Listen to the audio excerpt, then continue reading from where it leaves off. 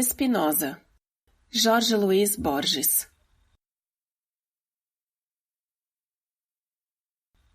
As translúcidas mãos desse judeu que lustram na penumbra seus cristais, e essa tarde morrendo é medo e breu. As tardes dessas tardes são iguais. As mãos e seu espaço de jacinto, que empalidece no confim do gueto, quase inexiste para esse homem quedo, que está sonhando um claro labirinto. Não o perturba a fama, esse espelho de sonhos com os sonhos de outro espelho, nem o amor temeroso dessas virgens.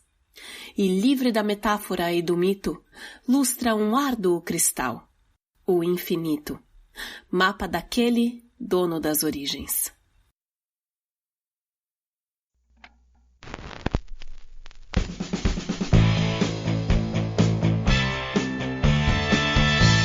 Olá, esse é o podcast Filosofia Pop. Eu sou Murilo Ferraz e aqui comigo está o Marcos Carvalho Lopes. Hoje a gente recebe o professor Homero Santiago, que ele é doutor em filosofia pela Universidade de São Paulo e atualmente ele é professor associado também na Universidade de São Paulo. Esse é o nosso episódio número 69 e hoje falamos sobre Spinoza. Nesse episódio nós temos os poemas Spinoza, de Jorge Luiz Borges, Spinoza, de Machado de Assis, e um trecho do escolho da segunda proposição da terceira parte da Ética de Spinoza, todos interpretados pela atriz Maria Elisa. Nesse mês de junho, nos dias 6, 13 e 27, o Marcos Carvalho Lopes vai ofertar um minicurso sobre Filosofia da Literatura de Richard Hort, no auditório do Campus dos Malês, na Unilab, em São Francisco do Conde, na Bahia. Quem tiver interesse e estiver aí na região, vai lá dar uma conferida que é de graça e não precisa de inscrição. O nosso amigo e apoiador Felipe Antunes está com um projeto no Benfeitoria, a revista Andanças, para financiar as oficinas educativo-culturais do Auetu pelo Brasil. O endereço é no benfeitoria.com/andanças. Eu quero deixar um aviso aqui que é possível que a gente faça uma pausa no podcast em julho, porque eu faço a edição aqui do programa e eu vou precisar de um tempo para finalizar o meu TCC da especialização que eu estou cursando ali na Universidade Federal de Goiás. Isso ainda não está decidido, talvez o Marcos consiga continuar aqui a edição dos episódios, mas eu já deixo aqui avisado para você sobre essa possibilidade. Se você gosta do nosso trabalho, você pode ajudar a gente a continuar apoiando o Catarse do Filosofia Pop em catarse.me/filosofia_pop a partir de R$5 por mês. Essa ajuda é muito importante para a gente conseguir manter o programa. Em breve a gente vai criar um grupo lá dos apoiadores para a gente poder trocar algumas ideias. Um dos objetivos desse financiamento é a gente conseguir pagar um editor para ficar mais fácil a gente manter o programa. A gente agradece aqui aos novos apoiadores Bárbara Marques, Fabrício Antônio de Brito, Rafaela Reis e Rafael de Felipe. Faça como eles e apoie o podcast Filosofia Pop para o nosso trabalho poder continuar. Assine o nosso canal no YouTube em youtube.com/filosofiapop.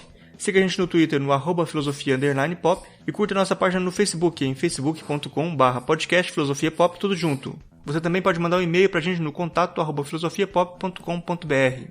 Você pode também assinar o nosso podcast no seu celular para receber todos os episódios assim que eles forem lançados. Se você não sabe como fazer isso, tem um guia lá no nosso site explicando. O Filosofia Pop é um podcast que aborda a filosofia como parte da cultura. A cada 15 dias, sempre às segundas-feiras, a gente vai estar aqui para continuar essa conversa com vocês. Vamos então para a nossa conversa sobre o Spinoza.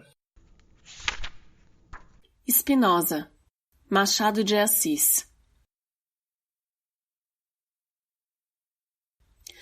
Gosto de ver-te grave e solitário, sob o fumo de esquálida candeia. Nas mãos, a ferramenta de operário e na cabeça a coruscante ideia. E enquanto o pensamento delineia uma filosofia, o pão diário a tua mão a labutar granjeia, e achas na independência o teu salário. Soem cá fora agitações e lutas, sibile o bafo aspérrimo do inverno. Tu trabalhas, tu pensas, e executas. Sóbrio, tranquilo, desvelado e terno, a lei comum, e morres e transmutas, o suado labor do prêmio eterno.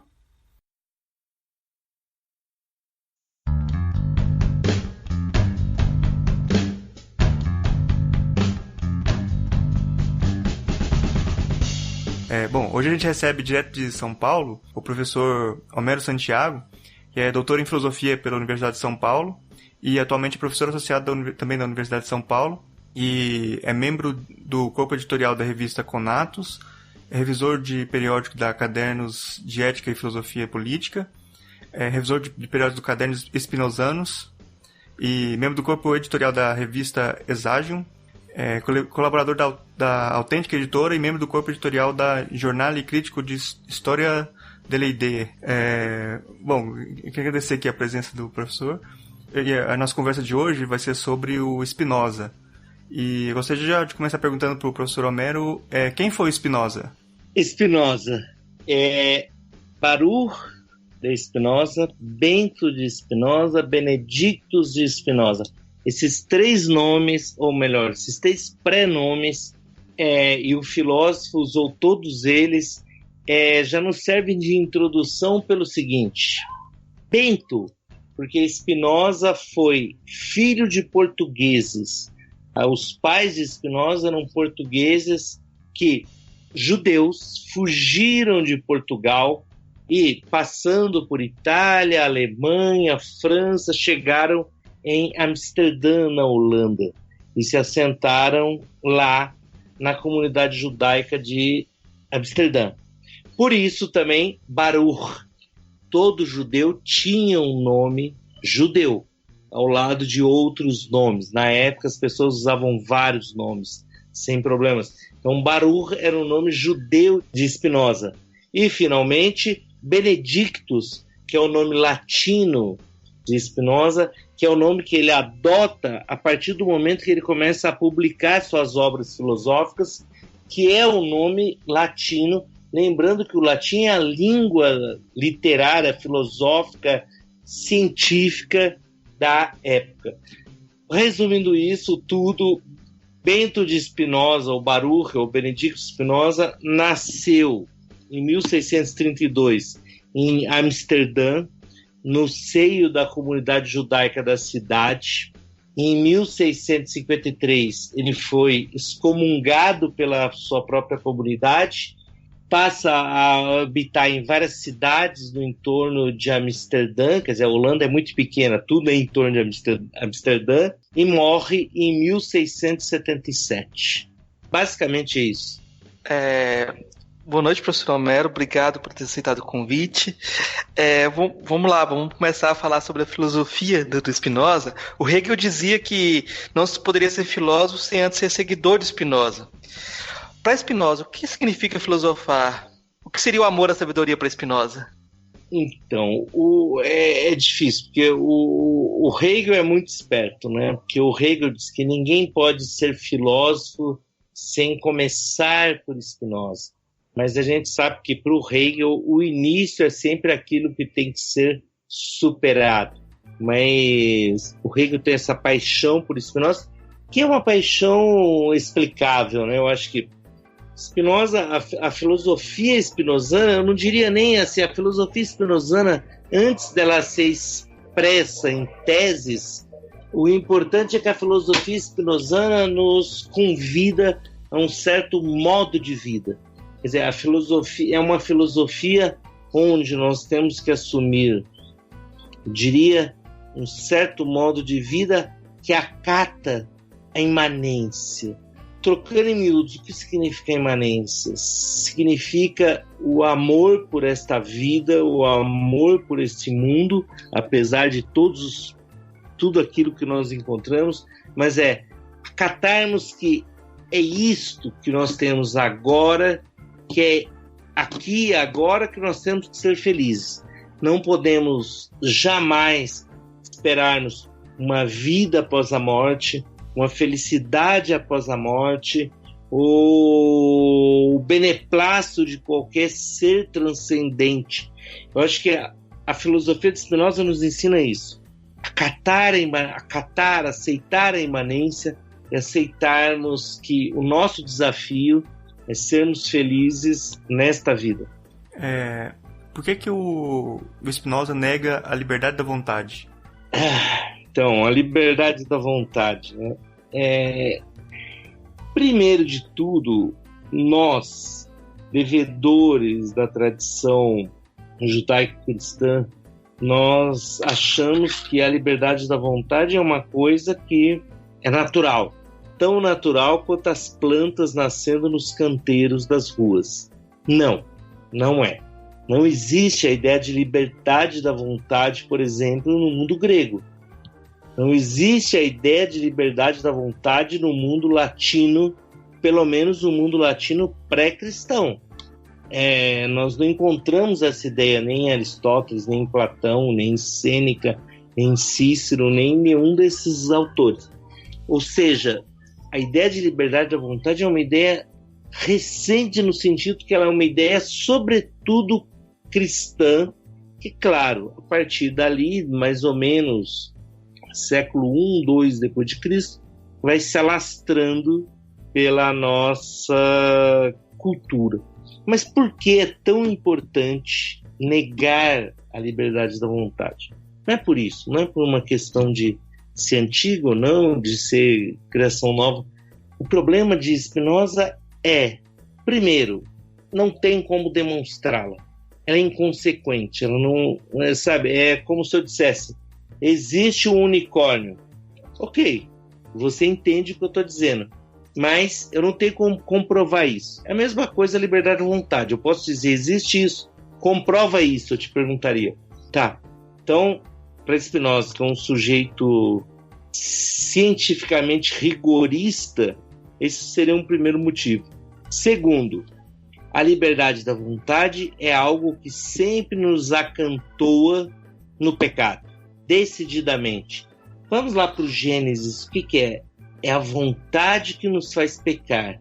Sigamos, é sempre assim, a vontade que nos faz pecar. A liberdade da vontade, na verdade, é como que uma ficção criada para nos aprisionar no pecado. É isso que Spinoza não pode aceitar. Complementando, então, Spinoza também nega que exista uma teleologia divina, a ideia de existência de fins intrínsecos. O que essa negação significa? Não, absolutamente. Spinoza nega isso completamente. A ideia de uma teologia divina nos faz pensar num Deus, nos faz pensar necessariamente, não tem como abrir mão disso, num Deus que seja como uma pessoa. Isso é muito importante, porque Spinoza nos diz, naturalmente, os seres humanos se creem agindo sempre segundo fins, segundo telos, né? No caso dos seres humanos, nenhum problema, porque é assim mesmo, a nossa experiência, se eu levanto essa mão agora, eu quero levantá-la, eu tenho um fim para isso. Porém, Spinoza continua, a partir daí nós projetamos isso em Deus, e nós pensamos que Deus é um ser como nós, portanto um ser dotado de vontades, de paixões, de afetos, de quereres, e que, portanto, age com fins.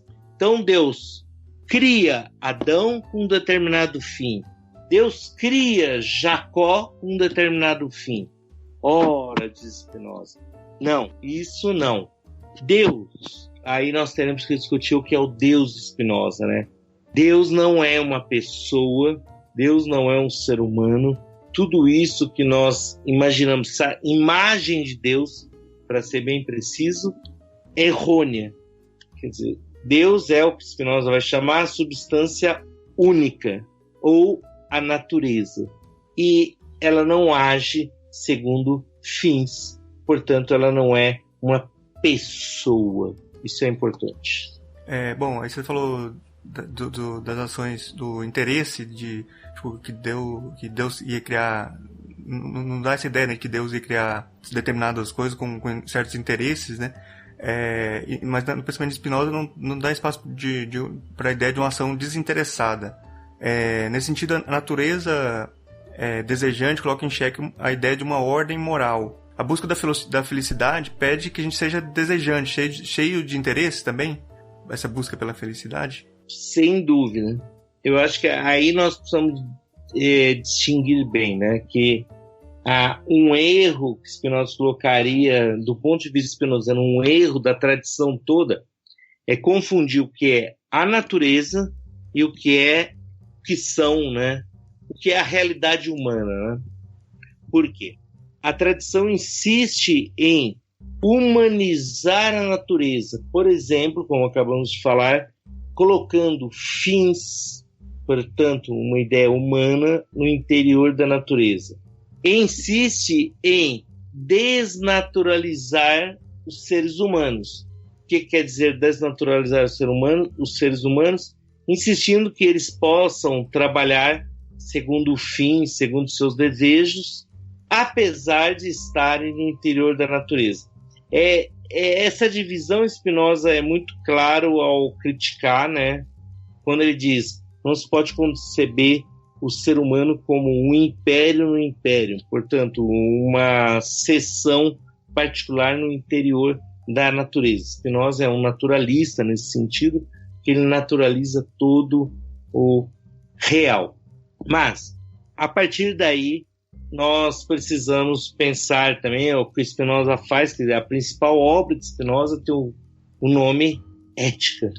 Quer dizer, qual que é o campo particular da ação humana, né? E, nesse sentido, Spinoza se esforça fortemente para pensar esse campo particular da ação humana, e eu acredito que sempre com um fim muito preciso. Claro, não é que sempre seja alcançável, mas todos os nossos esforços devem se dirigir para lá, que é a questão básica, é como podemos ser felizes. Eu acho que o Spinoza promove um deslocamento da filosofia, que vinha, se a gente pensar naquele momento, um momento cartesiano, um momento sobretudo voltado para o método, para a ciência, para a questão da verdade. Ele promove um grande deslocamento para o campo da ética, retomando, em certo sentido, uma tradição da filosofia antiga, e propondo como questão crucial como podemos ser felizes.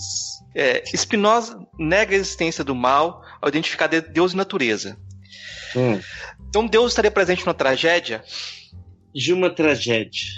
Olha, tudo depende do que a gente entende como tragédia, né? Porque se nós entendermos tragédia no sentido atual, certamente não, né? Que a nossa tragédia virou uma coisa, um mal, uma desgraça, um acidente.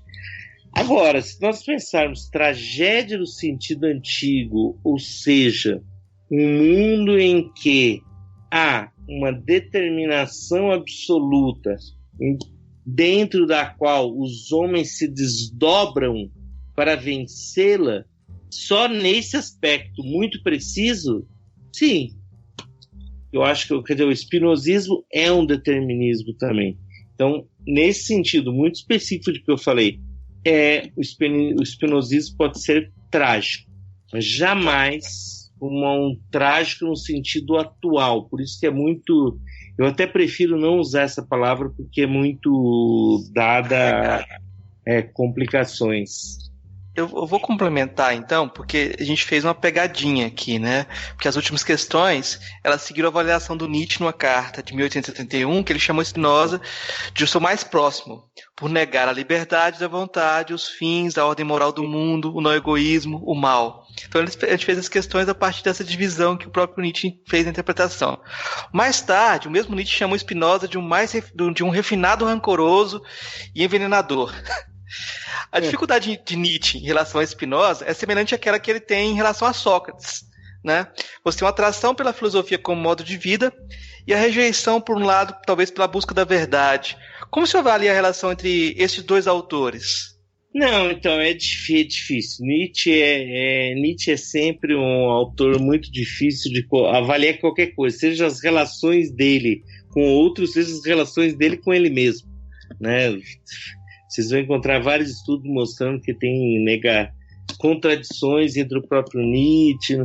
Então, não sei, eu acho que esse cartão postal, né, que eu acho que é um cartão postal que você está mencionando, que ele escreve para o Overbach, um amigo próximo, em que ele fica super... Estava lá passando férias, o Nietzsche se aposentou com 36 anos. Isso não vai mais acontecer depois do Bolsonaro. Aposentar com 36 anos. Aposentar já vai ser difícil. A vida em férias, né? Então ele tá lá em férias, sempre gostava de ficar aqueles lagos suíços, italianos. Aí ele fala para o Auerbach, puta que pariu, tô lendo aqui alguma coisa e Spinoza é maravilhoso, é aquela coisa do Nietzsche, né? Tem uma... Mas indo ao ponto, então eu acho, primeiro, é muito difícil fazer qualquer aproximação, porque eu acho que são estilos de filosofia extremamente diferentes, por um lado, que impedem qualquer aproximação simples. Por outro lado, eu acho que são dois autores preciosos e cuja aproximação depende menos deles do que dos leitores. Aproximá-los no sentido do quê? De uma perspectiva da imanência. Então, o que Nietzsche se encontra com Spinoza?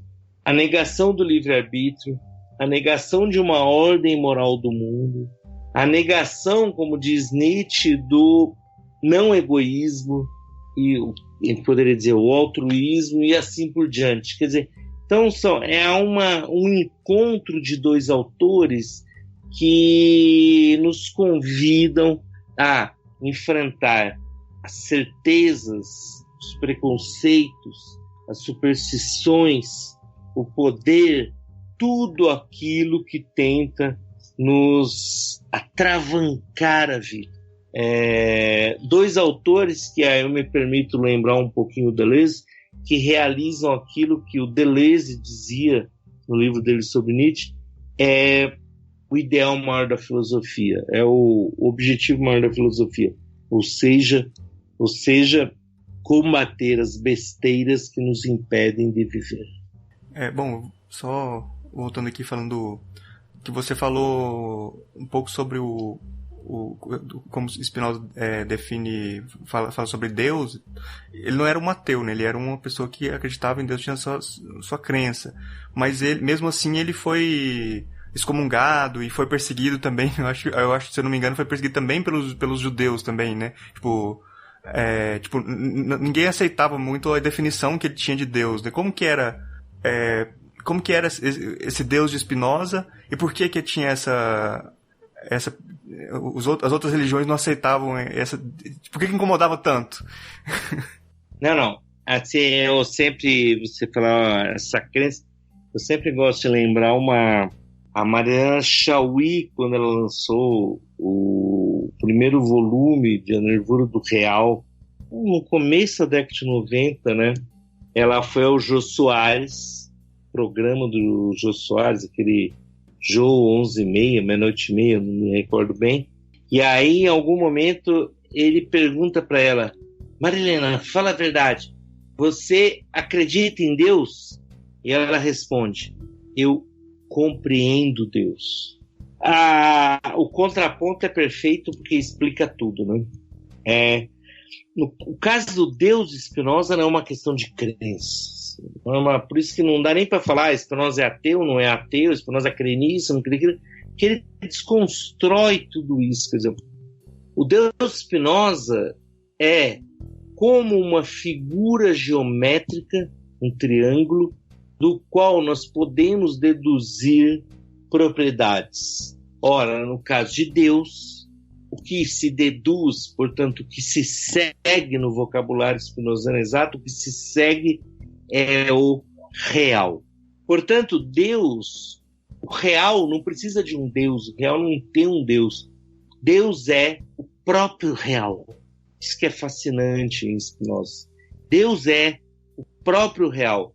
O que nós somos, nós, eu que falo com você agora, você, o computador, a mesa, somos modificações determinadas de uma mesma substância que é Deus.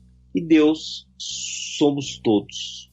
Então, esse quer dizer, Spinoza, a dificuldade de falar que Spinoza é ateu, não é ateu e por aí adiante, é isso. O Deus de Spinoza é uma coisa completamente diferente. A gente tem algumas questões que são mais políticas, mas eu acho que tem que voltar para uma questão ética fundamental que você colocou. O que é a felicidade para Spinoza? Difícil questão, que é a felicidade para Spinoza. Por quê?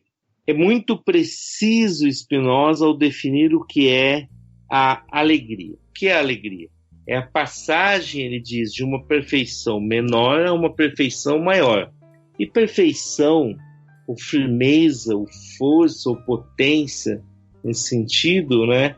Eu diria assim que é algo como uma afirmação, uma energia de vida. Então, quer dizer, nós sentimos, qualquer um sente, acordamos de manhã, podemos estar mais fracos, quer dizer, você não tem aquele ânimo. Ao meio-dia, bom, meio-dia não, que é hora do almoço, mas às 5 da tarde você tem um ânimo, nós nos sentimos mais fortes. Um pouco para Spinoza, a alegria é isso, é essa passagem. A felicidade é mais difícil de definir, porque a felicidade pode ser compreendida tanto como uma estabilidade no estado de alegria, quanto uma permanência da passagem ao estado de alegria.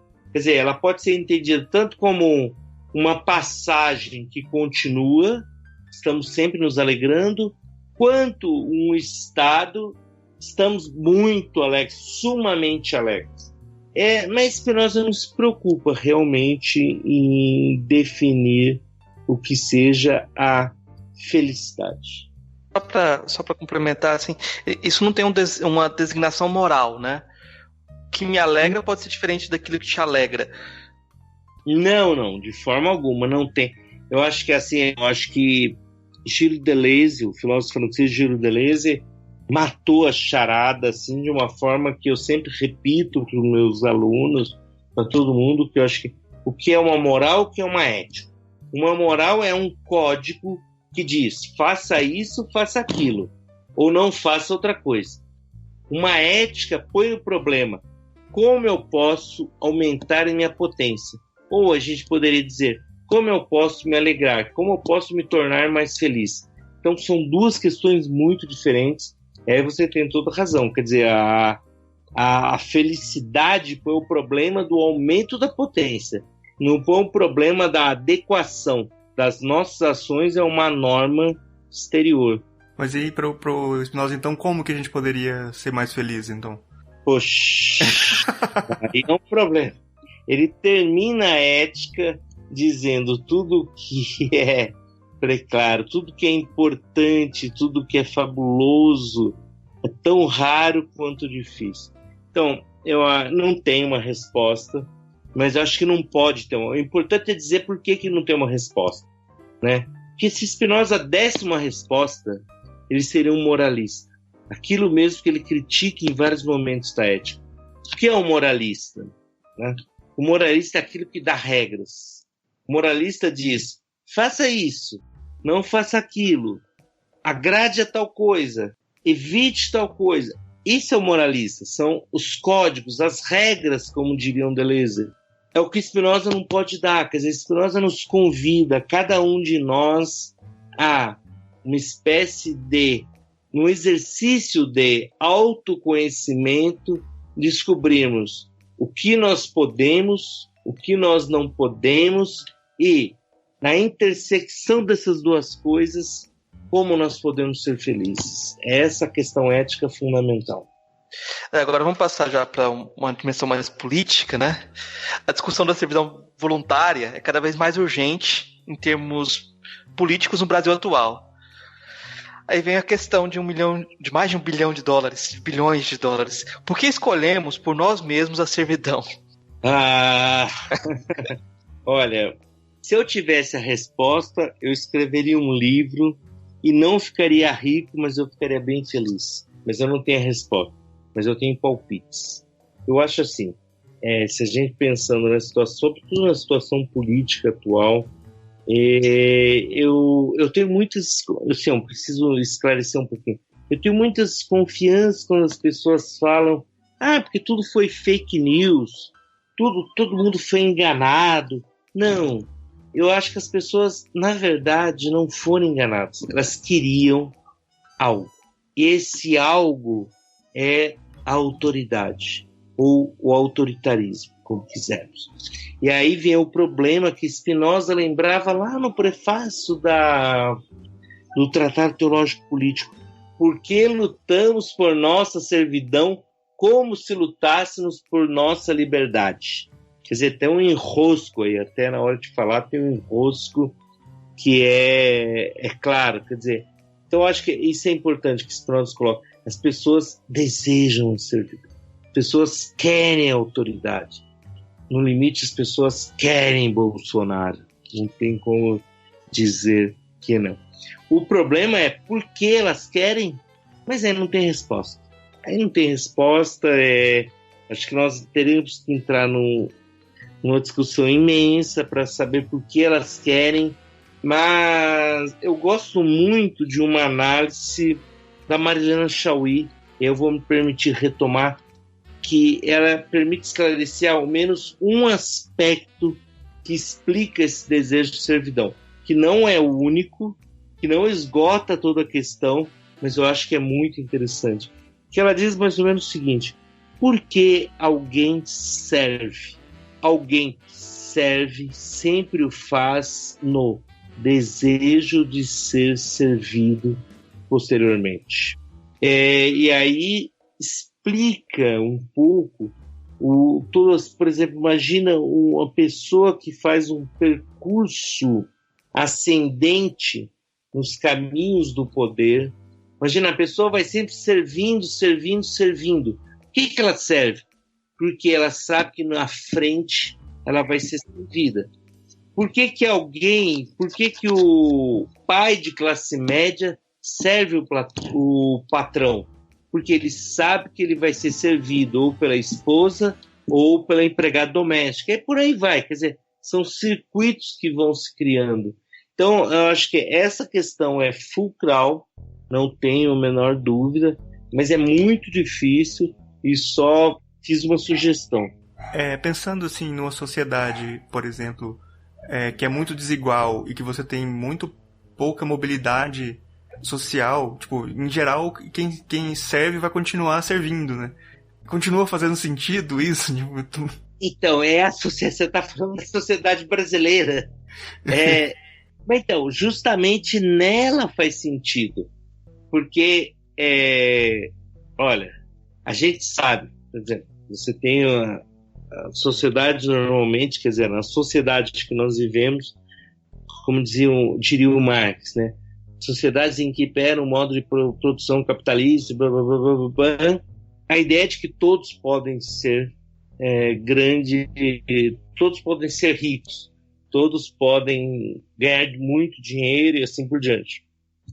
Claro que nem todo mundo ganha. Até porque se todo mundo ganhasse, se essa profecia fosse assim, autorrealizável e generalizada, não existiria o próprio capitalismo. Então, quer dizer, ela tem que trabalhar com grupos, com números particulares.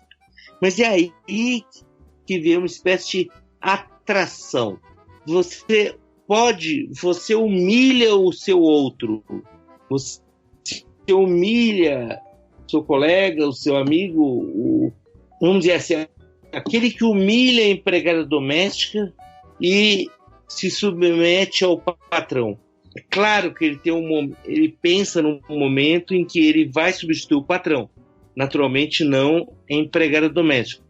Isso vai acontecer sempre? Não. Mas é o que, para usar uma palavra antiga, mas é a ideologia que põe o sistema para funcionar. Quer dizer, é a ideia geral, generalizada, que percorre as nossas vidas, as nossas vivências, as nossas experiências, que põe as coisas funcionando. É mais complicado do que eu falei, é verdade, mas eu diria por aí. Eu vou lembrar dois autores que conversaram com a gente. Um conversou com a gente, que é o Rony Silveira. A gente conversou com ele há um tempo atrás. Ele fez uma profecia. Ele dizia que o brasileiro já estava cansado da democracia, que o brasileiro gosta das coisas que se resolvam com gestos rápidos, bruscos, né? E outra que eu acho interessante é o Bajonas Teixeira Júnior, que diz que o humanismo português é baseado na diferença, no patriarcado, né? Na relação de poder de pai para o filho, né? E a gente pode dizer que tem um sentimento autoritário da ditadura que está presente entre nós ainda. A cultura democrática, talvez o modo de vida, tem que ser cultivado. Mas a questão que seria, será que a democracia está em contradição com os costumes políticos dos cidadãos no Brasil? Então, vamos lá. Olha, primeiro, eu não gosto de pensar em termos assim de o brasileiro, os nossos costumes. Eu acho. Eu não costumo pensar em termos de país, de nações, de nada assim. Eu sou muito spinozano, quer dizer, as pessoas, os indivíduos vêm antes de tudo isso, né? Então eu não diria o brasileiro é isso, o brasileiro é aquilo, não sei o que. Eu até acho que isso dá margem para uma série de preconceitos. Mas o problema fulcral que você coloca que é muito importante é o seguinte, quer dizer, como trabalhar uma sociedade autoritária, que é a nossa com relação à democracia. Por que a nossa sociedade é autoritária? Esse é o primeiro problema. A nossa sociedade não é autoritária porque ela foi criada assim junto com Adão e Eva. Quer dizer, há um processo de descoberta ou achamento do país, um processo de colonização e de organização institucional que foi se dando no país, que produziu uma sociedade extremamente autoritária. Isso eu acho que é um fato mais ou menos consensual que nós podemos encontrar quase todos os autores, né? A questão é o que se faz a partir daí, aí os autores divergem, né? Bom, o que é uma sociedade democrática? É isso que nós precisamos pensar também. É uma sociedade, eu diria, uma sociedade onde se conhecem dois aspectos. Primeiro, o poder não pode conhecer uma divisão, o que eu costumo chamar divisão representativa do poder ou da política, que é o termo, claro, que é uma imitação da ideia de divisão do trabalho, né? Uma divisão representativa da política, que é o seguinte: existem pessoas que podem fazer política e pessoas que não podem fazer política. Digamos, os deputados eleitos podem fazer política, os sindicatos não podem fazer política, as pessoas comuns não podem fazer política, os prédios não podem fazer, e assim por diante. Não, política tem que se espraiar pelo todo da sociedade. Esse é o primeiro aspecto. Segundo aspecto, não se pode permitir que a política se torne... que eu vou usar uma distinção do filósofo italiano Antonio Negri, né? Então ele fala assim, o poder constituído e o poder constituinte. O poder constituinte é aquele que cria, é aquele que alarga os espaços da ação. O poder constituído é sempre um momento de parada desse alargamento, um momento de parada dessa ação. Então a democracia, eu diria, é o momento que é aquele regime que permite que todos participem, é um momento que permite o não fechamento do poder constituinte, ele não se torna poder constituído, e isso vai culminar no quê? Na criação de direitos.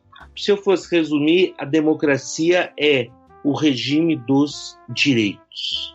Tem uma ideia aqui que eu acho que ficou um pouco para trás na conversa, mas eu vou retomar ela aqui, que eu acho que é importante falar sobre ela, que é da superstição, que era uma coisa que o Spinoza, eu acho que era uma coisa que ele falava muito contra, assim, né? Criticava muito a ideia da superstição. O que era a superstição para o Spinoza e por que incomodava? Então, a superstição, eu acho que Spinoza tem uma teoria muito original da superstição.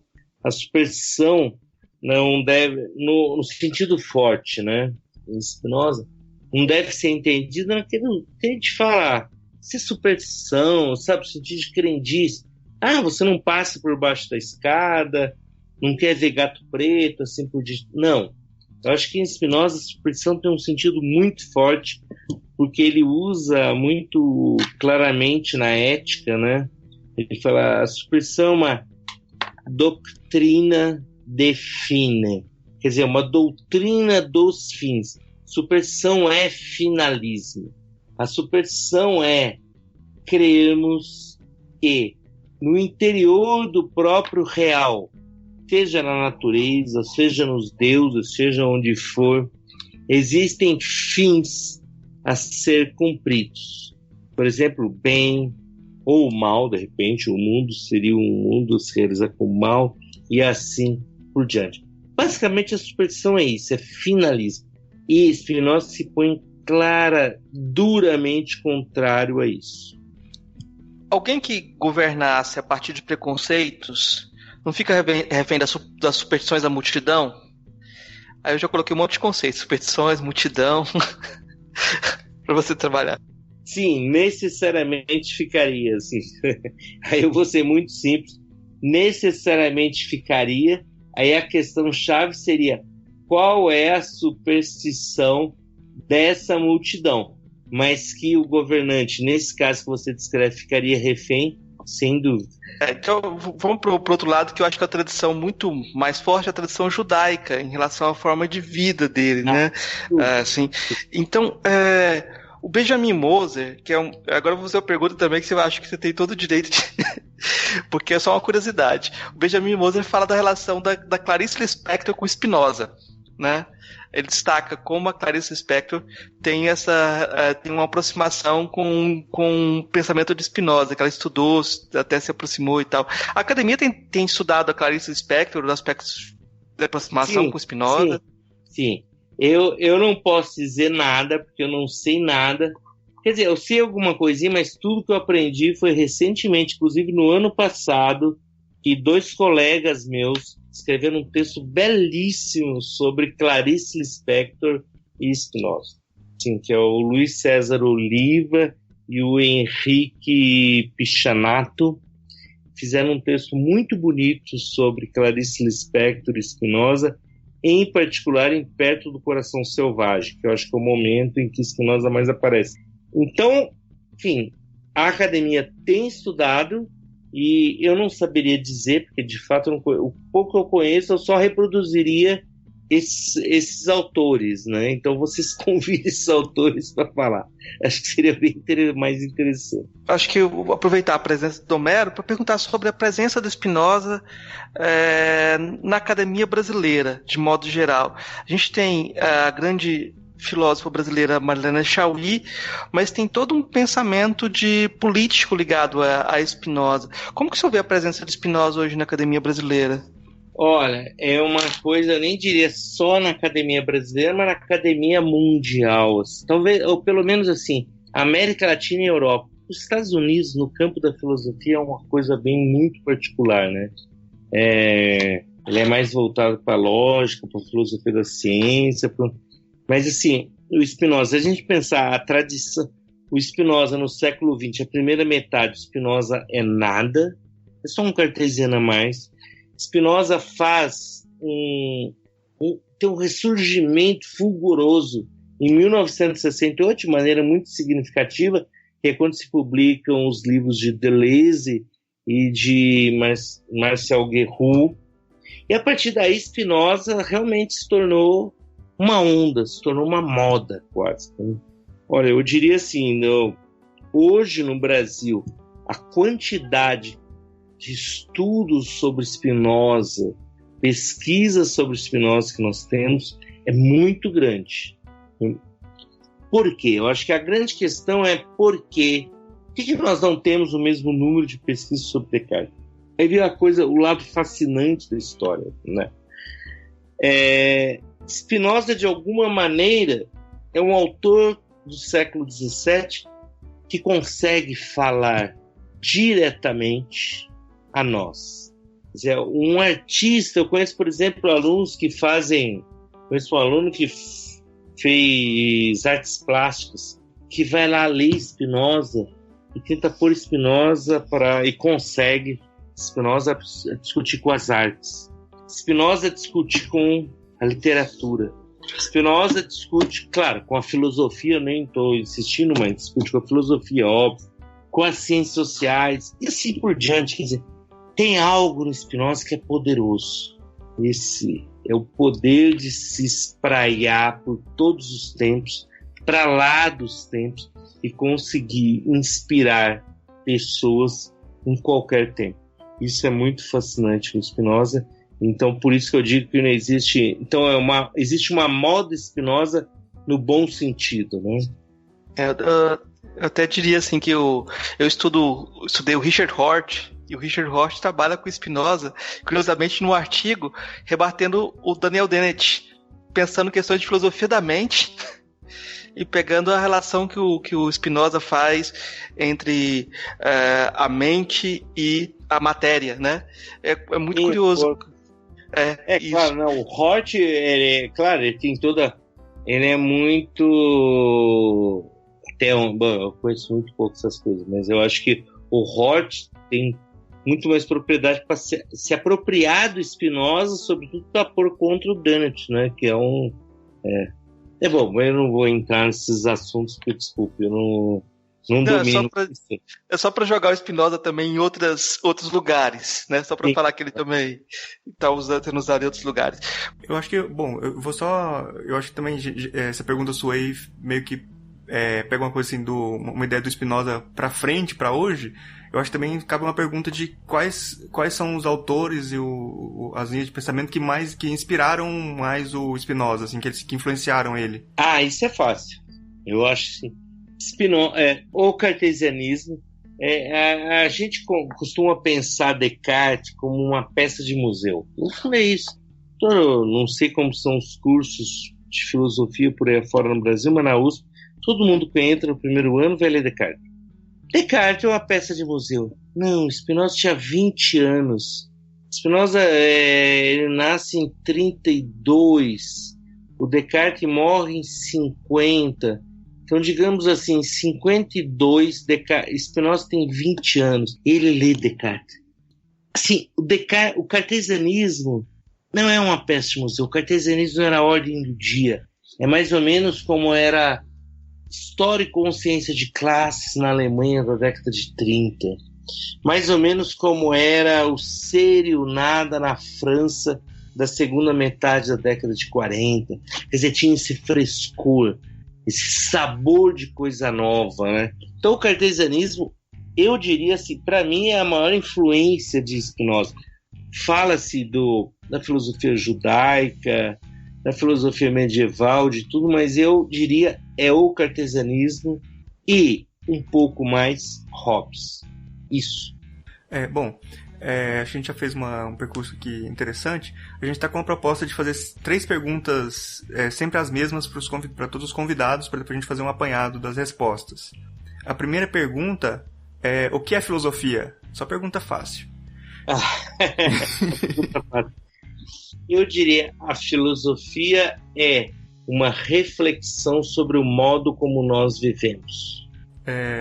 A segunda pergunta é: qual é a filósofa ou filósofo que mais te impressionou daqueles que você conheceu pessoalmente? Pessoalmente, Antonio Negri, filósofo italiano Antonio Negri. Primeiro porque eu não conheci muitos filósofos e filósofos.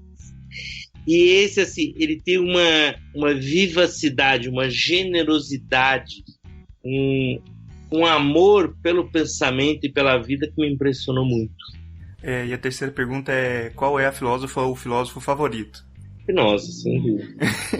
A gente não tem nem como falar porquê, né? Já estava no episódio inteiro. Bom, a gente já fez aqui um percurso interessante nesse episódio. A gente já pode partir para a parte aqui das indicações. Professor Homero, o senhor trouxe alguma coisa para indicar para os nossos ouvintes sobre o assunto? Pode ser livros, pode ser filmes, qualquer coisa que você quiser indicar de complemento aí para os ouvintes. Queria indicar, se eu posso falar do lançamento do meu livro? Pode sim.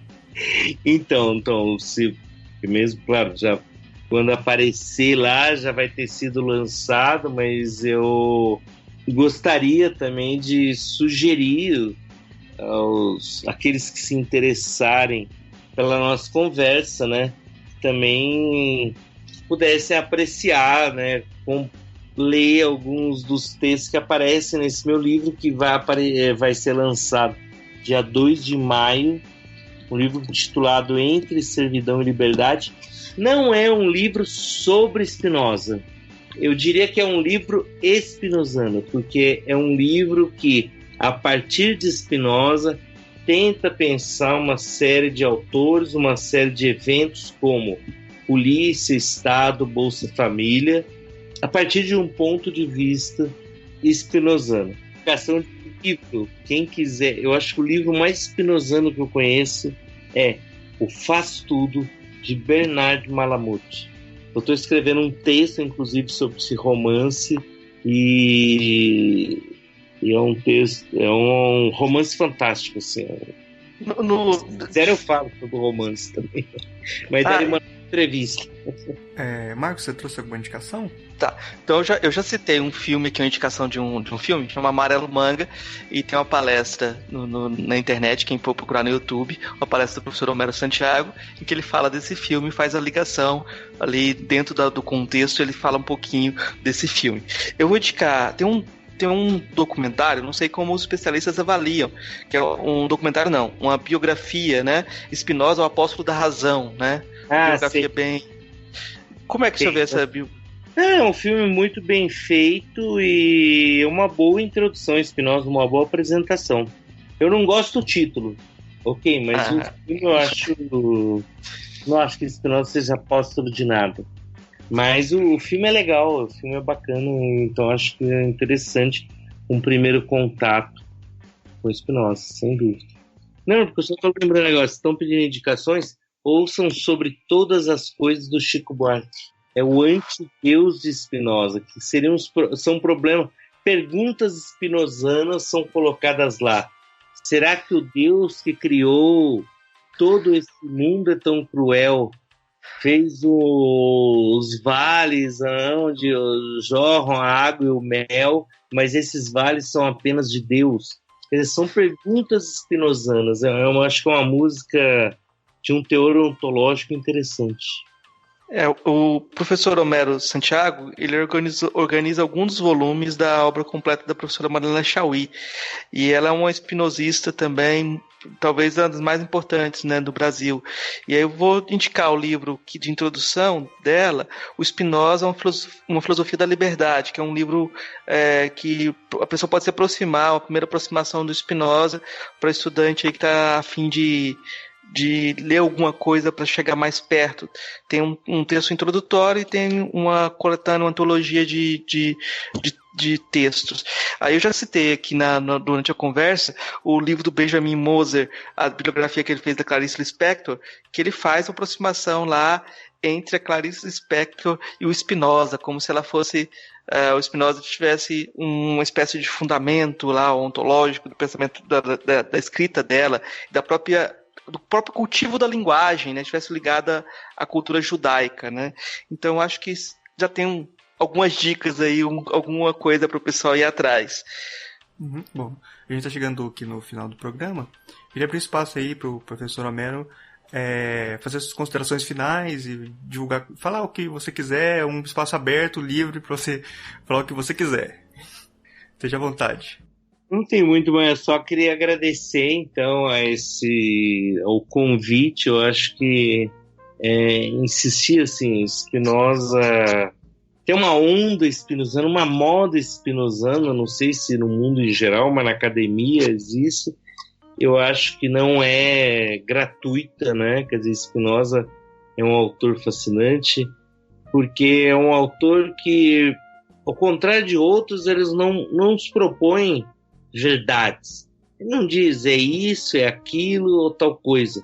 Ele não nos diz faça tal coisa, ou faça isso, ou faça aquilo.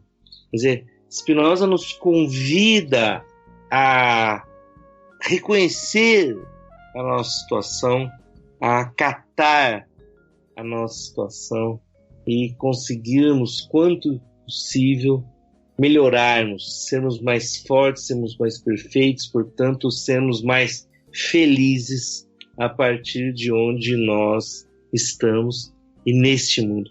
Eu acho que sinteticamente, esse é o objetivo de todo o projeto de uma imanência radical, como é o espinosismo. Então, só queria falar isso. Obrigado. Tá certo. Muito obrigado, professor Homero Santiago. Foi um prazer receber você aqui no nosso programa. Foi muito boa a conversa com o senhor. Muito obrigado aí. Até a próxima. Eu que agradeço. Abração. Extraído da Ética 3, Proposição 2, Escolho.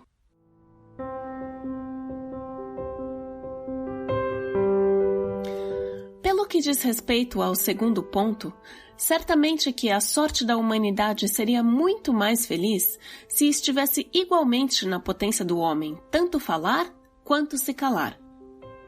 Mas a experiência ensina suficiente e superabundantemente que nada está menos no poder dos homens do que a sua língua, e que não há nada que eles possam fazer menos do que governar os seus apetites.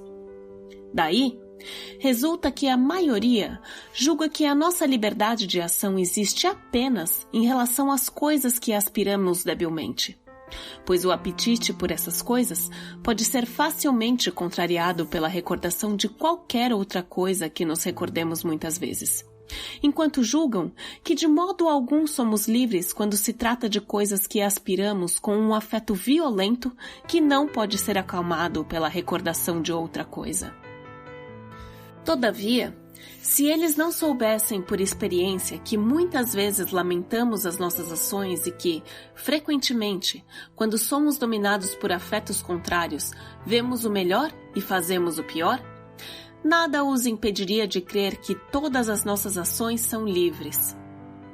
É assim que uma criancinha julga apetecer livremente o leite, o menino irritado, a vingança, e o medroso, a fuga. Um homem embriagado julga também que é por uma livre decisão da alma que conta aquilo que, mais tarde, em estado de sobriedade, preferiria ter calado. Do mesmo modo, o homem delirante, a mulher tagarela e a criança, numerosos outros do mesmo gênero, julgam falar em virtude da livre decisão da alma, enquanto que, todavia, são impotentes para reter o impulso de falar. A experiência faz ver, portanto, tão claramente quanto a razão, que os homens se julgam livres apenas porque são conscientes de suas ações e ignorantes das causas pelas quais são determinados. E, além disso, que as decisões da alma nada mais são do que os próprios apetites e, por conseguinte, variam conforme as variáveis disposições do corpo. Cada um, com efeito, governa tudo segundo seu próprio afeto. E, além disso, aqueles que são dominados por afetos contrários não sabem o que querem.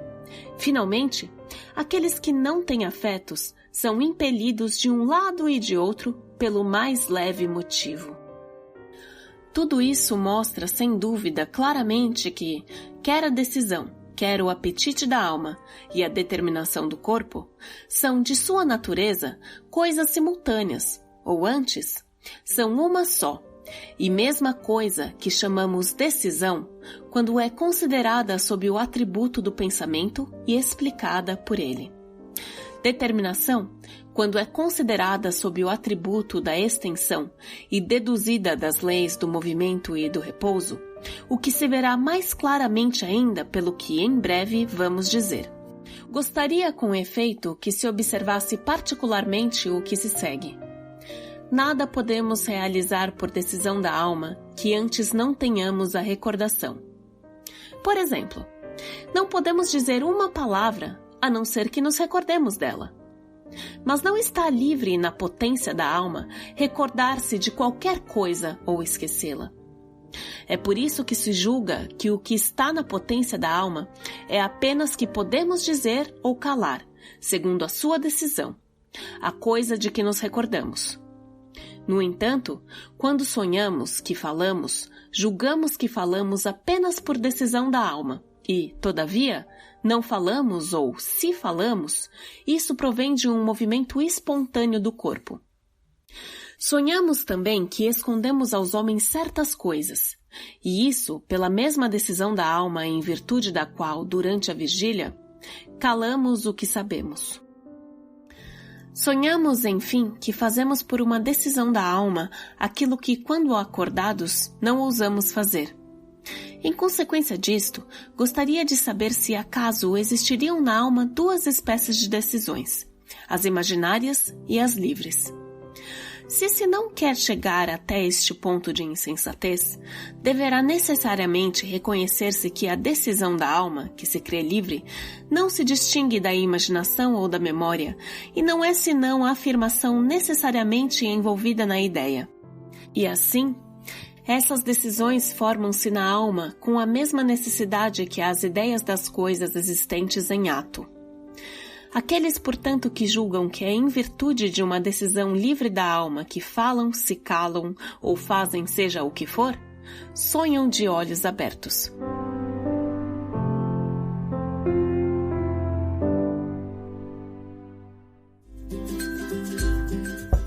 Ei, gostou do nosso episódio? Apoia a gente lá no Catarse, é só R$5 por mês, o preço de um cafezinho. Ajuda a gente a continuar divulgando a filosofia no Brasil. catarse.me/filosofia_pop.